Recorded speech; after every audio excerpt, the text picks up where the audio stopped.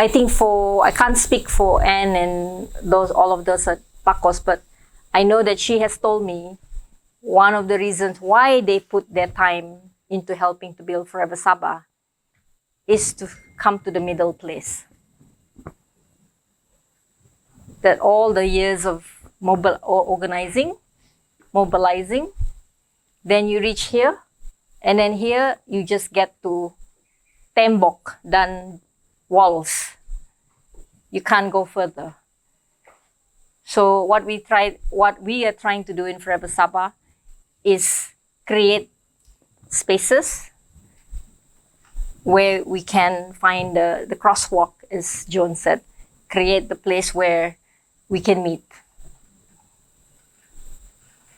So then the importance of organizing, you have to understand how we work in the ground, like how Pacos does it, so we can understand our own role.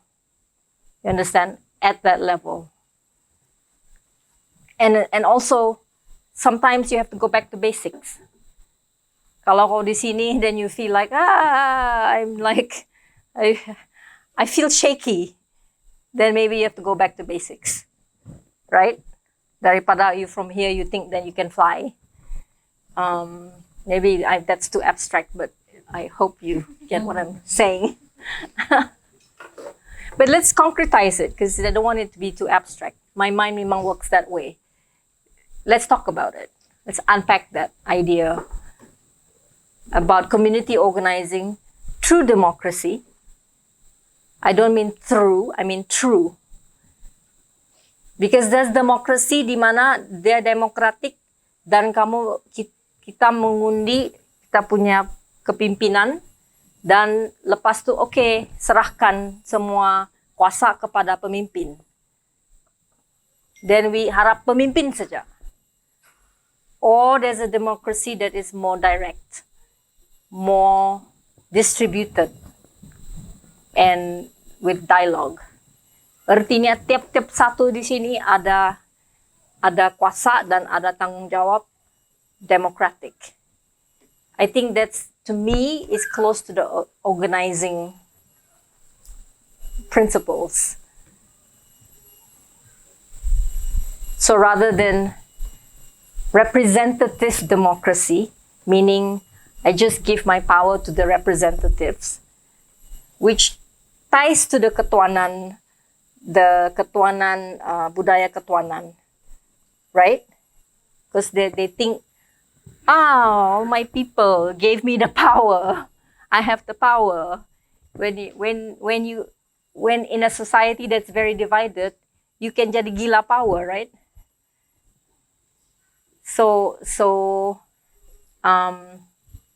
how to see these things so that we can ourselves be more strategic, actually. So saya rasa semua kamu dalam di project level, kamu paham tentang ni dynamic, kan kah? Kamu tahu, like let's say project padi, ada yang, apa dia bilang tuh Ari, yang ada satu kampung yang ada connection to YB kah, whatever. Saya hanya akan ikut kamu punya project kalau kamu sekurang-kurangnya begini banyak ribu kamu melabur. You understand? Sebab dia punya minda sudah dalam dynamic sistem ketuanan. Betul gak? Can you think of other examples in your project levels?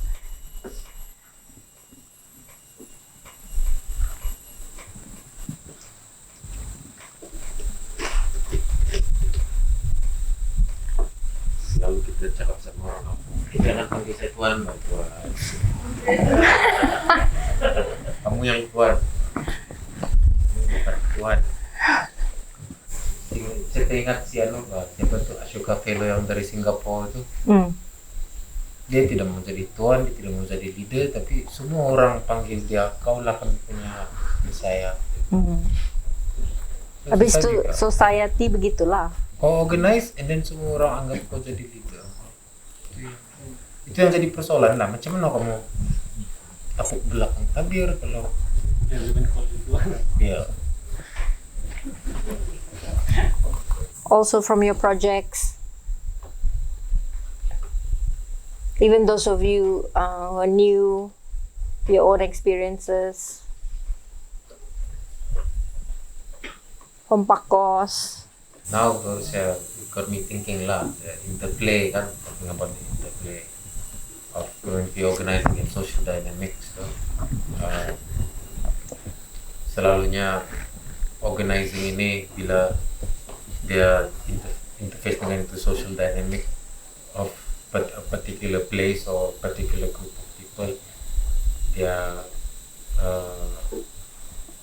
apa ini situasi dia berbeza-beza. Macam we have been hearing a lot from si Phoebe and si Rosli and then chit-chatting during the kan, macam working with communities. Kalau in suburban punya areas, the dynamic between you as an organizer and the community is very different compared to working with a community that is living in very far and very remote places. And the dynamic is this pros and cons between the two. What more if the community that you are trying to organize is a community of smart people, highly educated people, and living in the city and critical thinkers. Those dynamics are always macam very different lah.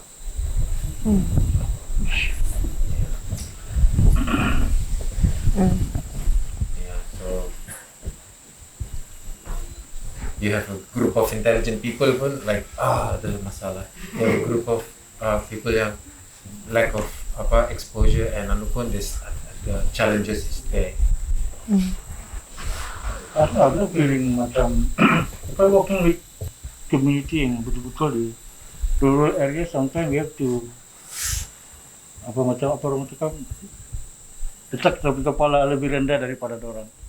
I mean dari segi walaupun kita pandai kepada sesuatu disiplin kan, satu bidang, tapi kita tidak boleh terlalu menunjukkan kita pandai. Saya macam Prof cakap hari itu kan. Dan tapi saya terfikir kalau bekerja dengan community di Sub-Bandar, I got my experience di Johor Bahru kan, working with orang kami ada berapa bulan dengan orang asli di Johor Bahru. Ya orang asli, but dia educated, yang sosiologi punya orang lah apa. Jadi you have to put lebih tinggi daripada orang according to you punya experience on itu bidang. Yeah. Sometimes I don't know, ada CPB yang banyak experience dan kerja sama orang di Sub-Bandar kan, it's gonna be sangat challenging. That's why I said sama si PB dulu dari Gama kan, kita buat tuh ground truthing, saya bilang ini kerja Yogi, FPB di Lada tuh it's very challenging because sangat susah bekerja dengan orang yang di Sub-Bandar ya, compared to orang di luar bandar. Just to add to that, belum saya sempat cerita, which is a fear lah because of the MOU event kan. I could say pandai lah dorang self-organize, like dorang bincang about the community itself macam tu. Tapi ada juga lah, we meet this kind of people kan, they're influential, they know, he's the kind of person, saya tahu body, I know police, macam tu kan. So I come across macam ada certain issue lah, itu about finances. So he was mad about something lah, and then when I was speaking to him, he said, siapa lagi banyak pengaruh daripada si Anu. He was saying the pengerusi of our ICCA committee bah. Terus siapa lagi banyak pengaruh daripada si Anu, dia bilang. Kalau saya kasih tahu tuh orang tidak payah datang, orang tidak datang tuh macam tu lah. That's the kind of things they say lah. So Ketuanan. yeah, so they really like to manipulate us in that way. And I think dua orang sudah from the same kampung I met yang they like to threaten macam, oh I don't like how the way you're doing things, so saya mau tarik diri macam tu lah.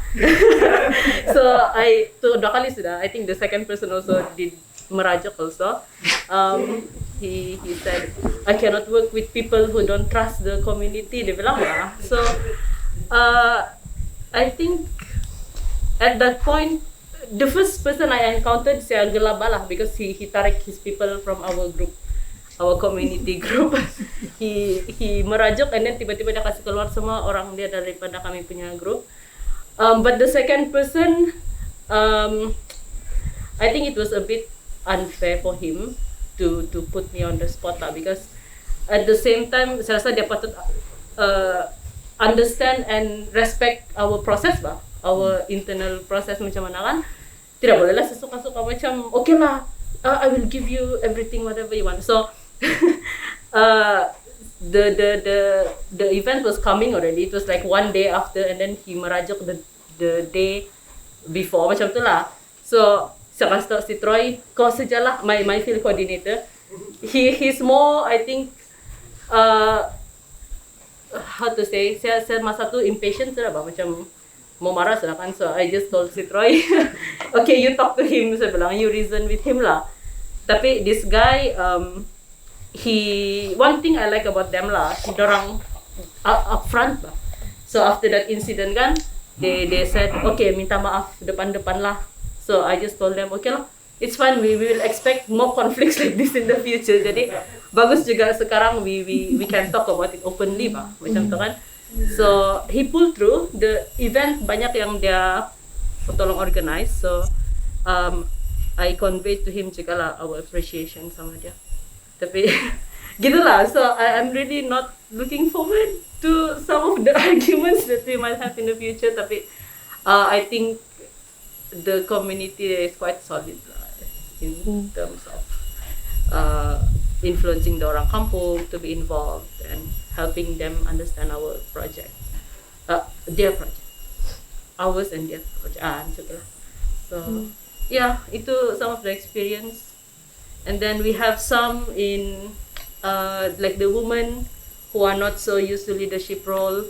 Every time dorang, we come to them atau when the evaluators met them, dorang pula jenis yang, oh kami berterima kasih betul sama FS datang sini buat semua ni untuk kami. So they put us in pedestal macam tu. But I keep telling them it's not us lah. Kalau kami datang, kamu tiada pun tiada juga gunakan. So ya itulah, that's the kind of experience. Kosegama punya interesting also. Tapi apa yang kami alami, persepsi ataupun pandangan komuniti banyak variasi dia. Kalau kita tengok dari segi ekonomi, mana yang macam okey-okey tu kan, itulah yang paling banyak songe. Mana yang tidak okey, itulah yang buat kerja dengan hati yang murni.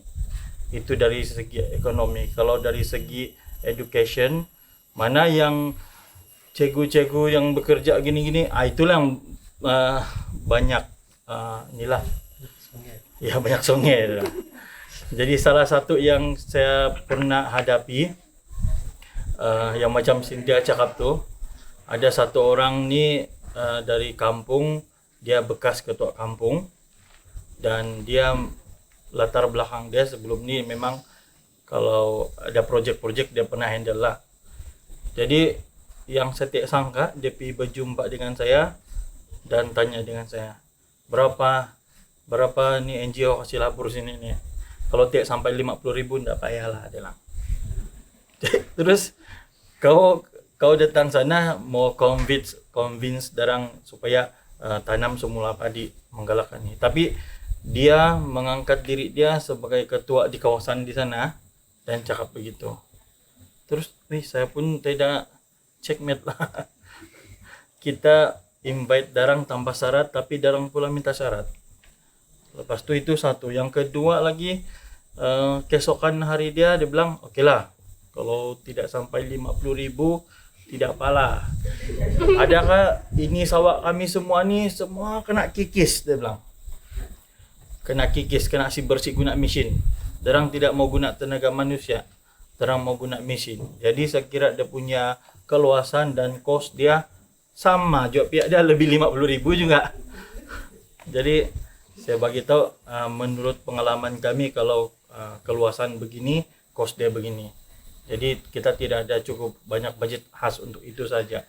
Kenapa kalau kamu berminat, kenapa kamu tidak usahakan sendirilah, potong rumput, guna mesin dan usahakan dia begitu. And then keluarlah korek.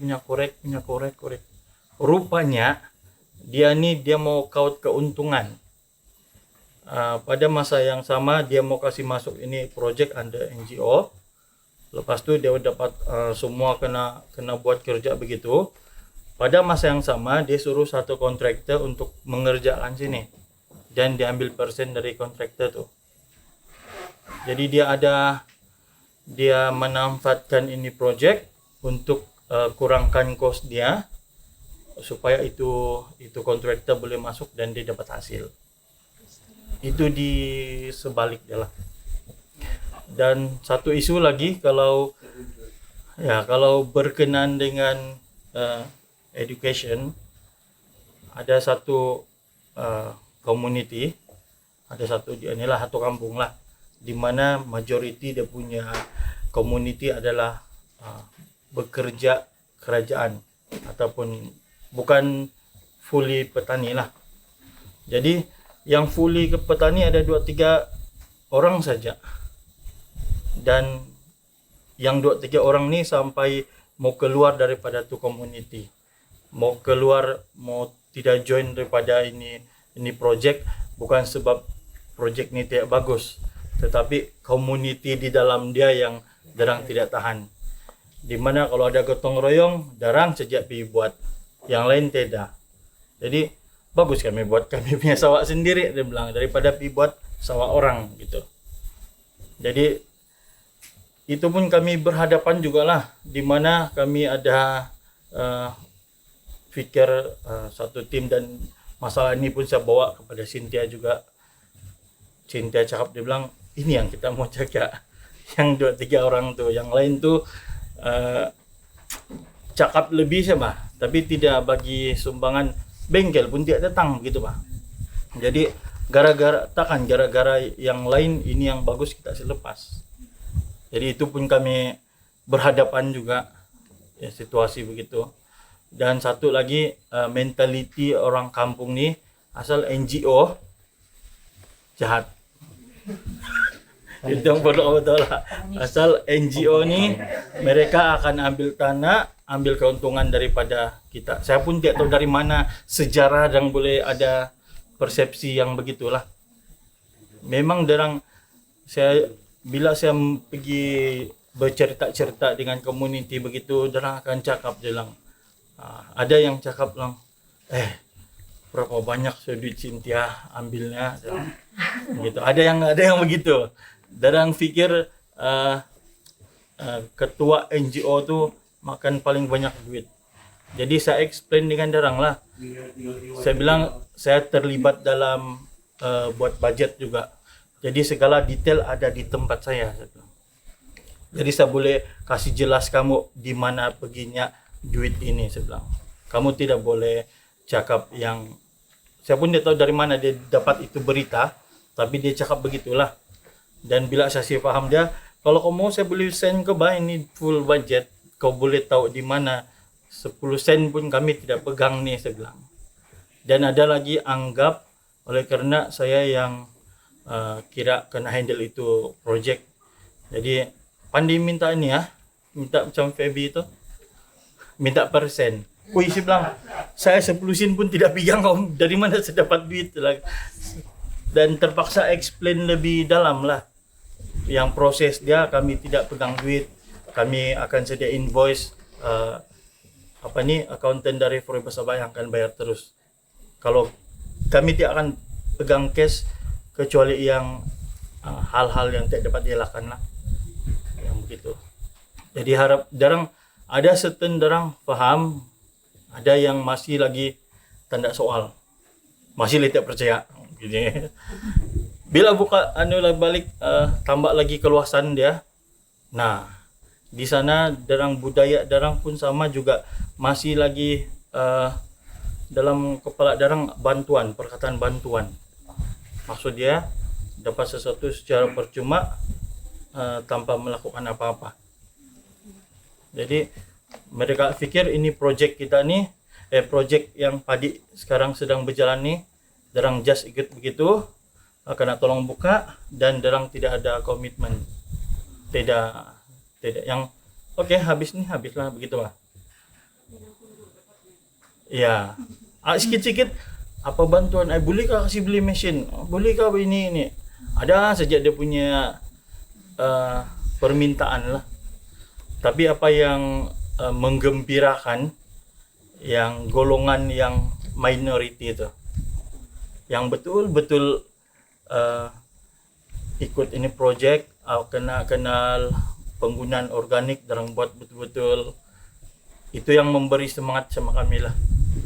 Biarpun bukan numbers, dia punya quality dia. Biarpun dalam 100 tu ada 10 kan, itu yang bagi kami semangat. Cayo, you can do it gitu. Ibu semua orang dalam kampung itu dalam kita punya project bang, because lain-lain masyarakat orang ada kerja masing-masing, ada kerja dengan kerajaan, ada kerja berkebun sendiri, ada yang memang langsung tidak meminat, tidak mau tahu apa yang dia bikin, ada yang mau tahu tapi suka pergi kacau-kacau kau, kasih batu-batu api yang kawan-kawan lain, dan memang ada yang betul-betul minat. Ya, dan kumpulan kalau saya my experience lah, sebab kami pernah daripada 40 orang belia sampai 35 orang belia saja. Dulu 30 tahun dulu. Lebih 20 tahun dulu. Tinggal 5 orang saja. Jadi kami sampai di tahap yang berbincang tinggal 5 orang. Whether kami mau let it go atau we move forward. Kami teruskan. Dan bincang-bincang sudah terlanjur, sudah 3 tahun sudah itu proses perancangan kami, dan kami teruskan. Dan daripada itu 5 orang tambah lagi 7 orang, 8 orang, makin lama program makin cantik, makin orang nampak dia punya hasil. And then orang yang pergi pukul-pukul kami dulu pun, pergi ludah-ludah kayu pun, dorang mulai sudah join. Dan syukur juga sekarang anak-anak dorang yang bekerja di dalam itu koperasi sekarang. Baru saja dapat anugerah. Apa iya, sudah anugerah baru apa? dapat anugerah tadi, baru dapat pengumuman dapat anugerah village apa? Baru dapat recognition daripada UNWTO lah sebagai best tourism village. Under UNWTO. So sebagai orang yang bekerja belakang tabir, saya sangat bangga lah. Jadi, apa yang dapat tuh begitulah, dan pencapaian yang begitu. Sebab kami adalah generasi pertama dalam ini project dulu, dan well, kalau mau cakap sangat sedih dia punya perjalanan itu, tapi sangat panjang, sangat mencabar, dan kalau saya seorang CEO itu perlu ada jati diri yang sangat tinggi, komitmen, well, sama tahan tukul lah, ya. And then for me sekarang saya pikir kalau kamu jadi CEO adalah satu sumpahan, which is kau tidak boleh kasih tinggal itu project kalau belum siap. You have to kasih siap baru kau beli jalan. Otherwise orang kacap kau sampai mati. Oh ini tidak guna, ini terus ini datang sini kasih kabut orang saja apa semua, tidak serius dia punya kerja. So dia satu sumpahan, Cynthia pun satu sumpahan. Dia datang beli kopi dulu, tolong kami buat itu salvinya, dan tolong kami lagi kasih breeding kami sama Akers, sama Land Foundation. And then last dia pun buat FS, and then ada FSI. Itu bukan kayak itu satu sumpahan Cynthia. So kerja selaku community organizer ataupun facilitator CF memang perlu jati diri yang tinggi lah. Ya. Tapi Transparent, ya. saya mau sambung cerita si Rosli. because the first project we Leap worked with, was with Rosli's community. Dia orang jemput saya pergi sana. Dia bilang, pergi lawatlah dengan si Martin dan dia orang punya Tapi dia biasa Melayu susah mau paham. dia punya ya. After being in Europe and US for I don't know how long, I cannot even remember BM words. I literally could not remember, but I can understand them. But it's like, and then, anyway, so never mind. I went, and then dia orang tunjuk saya, dia orang masuk hutan. Dia orang tunjuk saya tuh danau dia orang yang kena diliputi Salvinia yang spesies invasive. I just remember seeing it in my bulu kembang, bah. I was like, and it's like, we would like to restore this lake. Why? It's like, why? It's like, and we had to go so far and get to the lake, and then it was like the lake, which was where they were fishing and everything, was like so thick, the Salvinia, that actually almost it's like almost like land. Actually, if you look at it, it looks like land. And then they say, okay, we want to clear this lake. I was like, what? Are you serious? Anyway,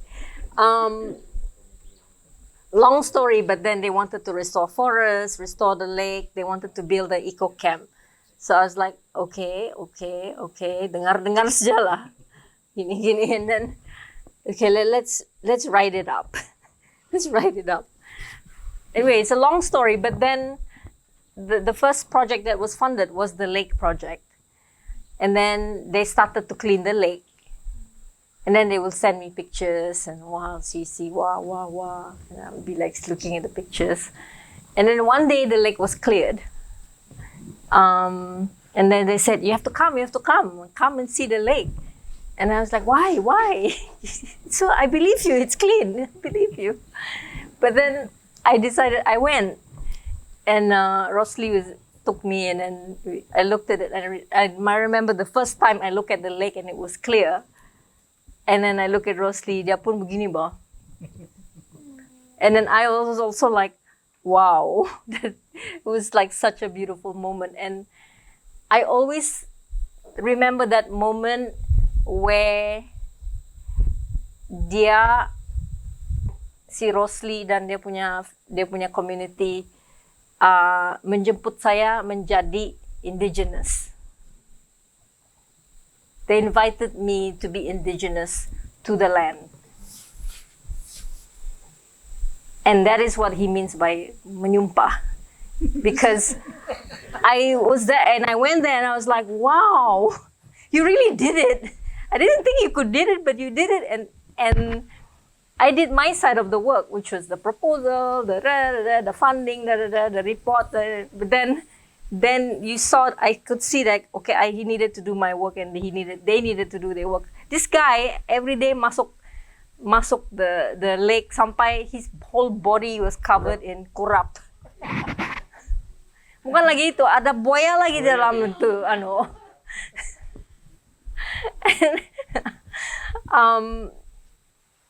and they were so,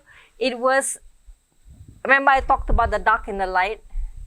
They needed to they needed to reconnect with their lake. They needed to go to the dark. They needed to go to the depth. They needed to bring it back.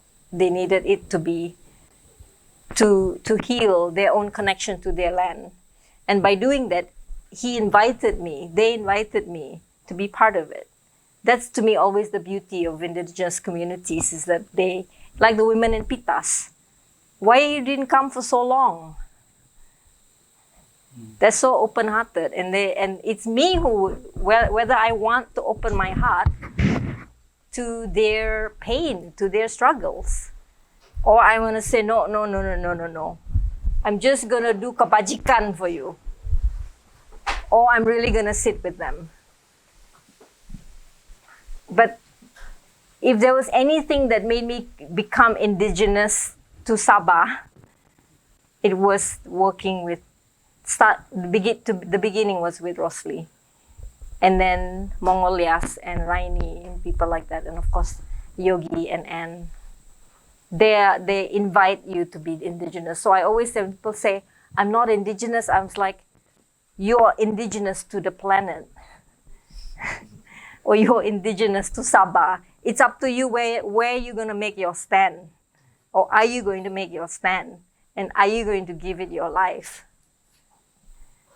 To me, you can behave in an indigenous way that says forever. What is I'm here forever? Well, where are you gonna go anyway? You're gonna go to Mars? I mean, you're gonna follow Elon Musk and go to the galaxy? Dan saya rasa lagi susah atur orang lah dari orang kampung. Orang bandar is harder to organize. Iya. Ah. I think lah itu. Because everybody shock sendiri and terlampau pandai. Iya, iya. Orang bandar is disconnected, Pak. They're disconnected. Ya. Bukan paling kuat budaya ketuanan di sana. Oh yeah, yeah. Which is why they are a very important stakeholder in the bandar, because jarang yang center of power kan.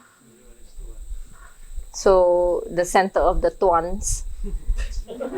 Dari Glenn tadi, kalau kita gunakan prinsip yang sama, saya rasa oke juga. Tapi hasilnya sebab tinggulah bandar kan. So mindset bandar, derang yang akan tahu.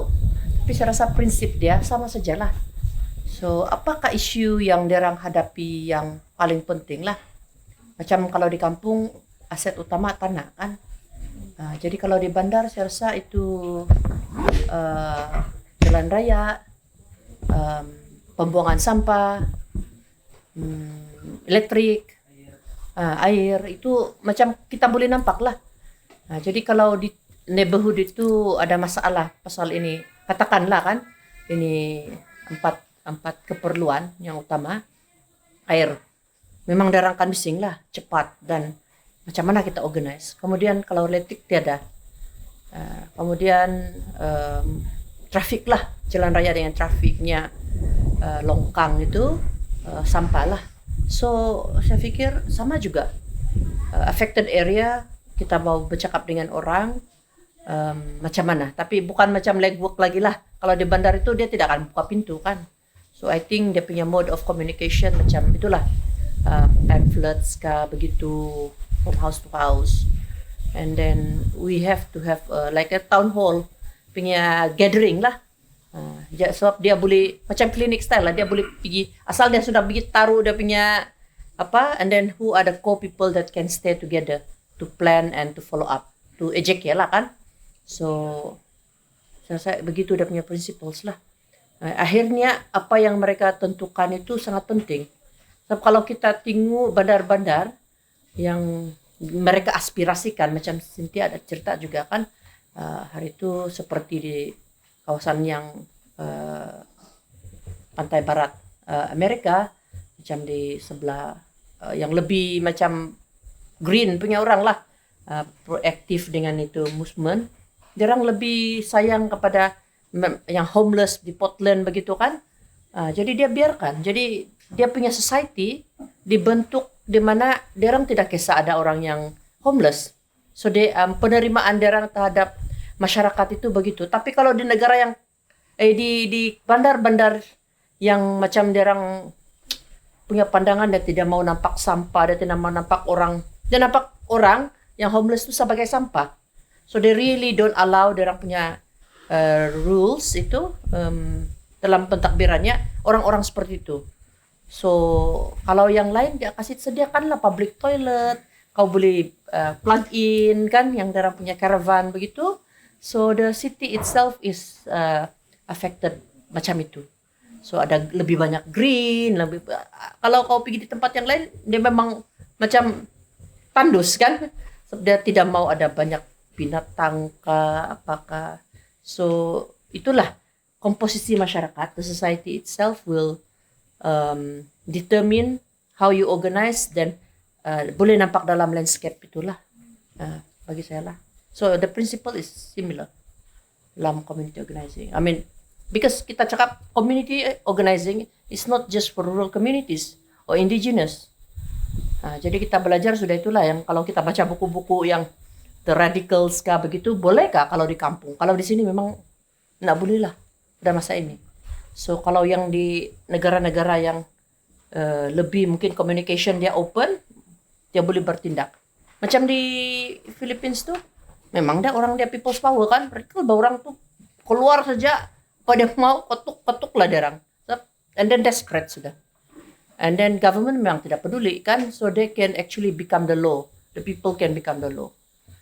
So itu yang kita tengok lah. Apabila kita mau buat sesuatu dalam masyarakat itu, actually it's the people who will determine macam mana itu steps dibuatlah. Itu yang saya nampak lah. Ya.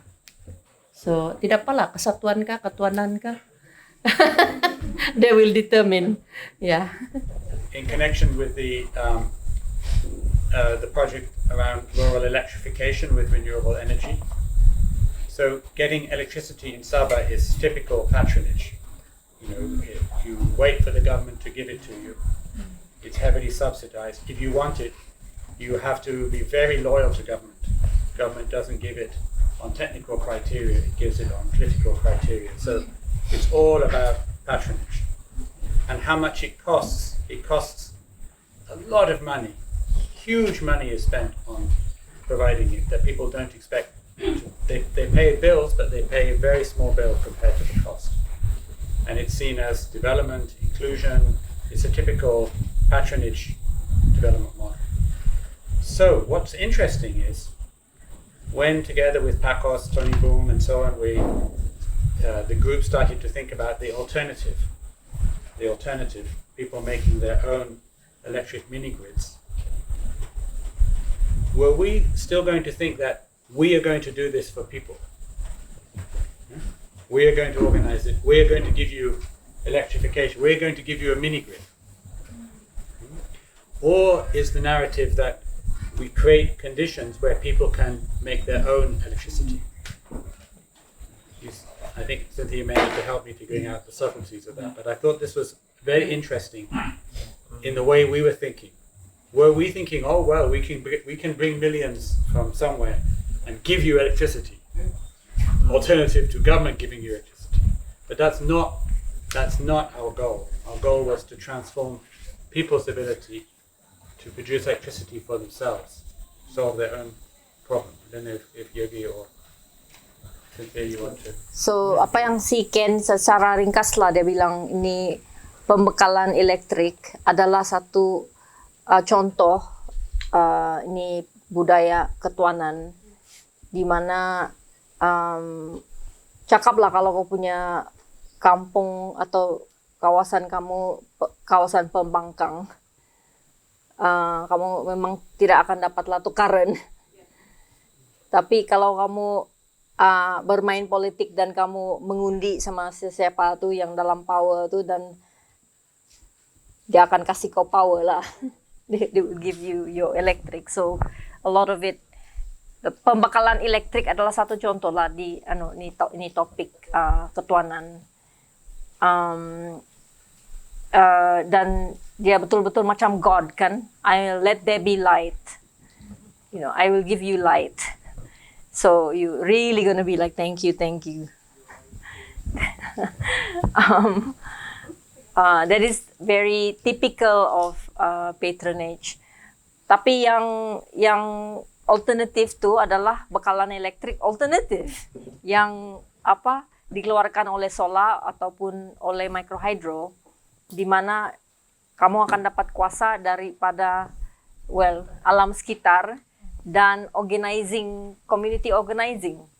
You understand? So yang project yang kita sekarang dinama Sabah Renewable Electrification, Rural Electrification Renewable, that one is for that. Ada lebih kurang 400 kampung di Sabah yang tidak ada bekalan elektrik, dan kita punya plan adalah buat community organizing dengan PACOS Lepas tu sudah ada dia punya struktur community dan bekerja sama dengan dia orang membina mini grid ataupun grid yang jarang yang kasih urus dan datang dari solar atau microhydro, dan keuangan dibawa dari luar, bukan dari ketuanan. So ya, tuh Ken punya contoh lah.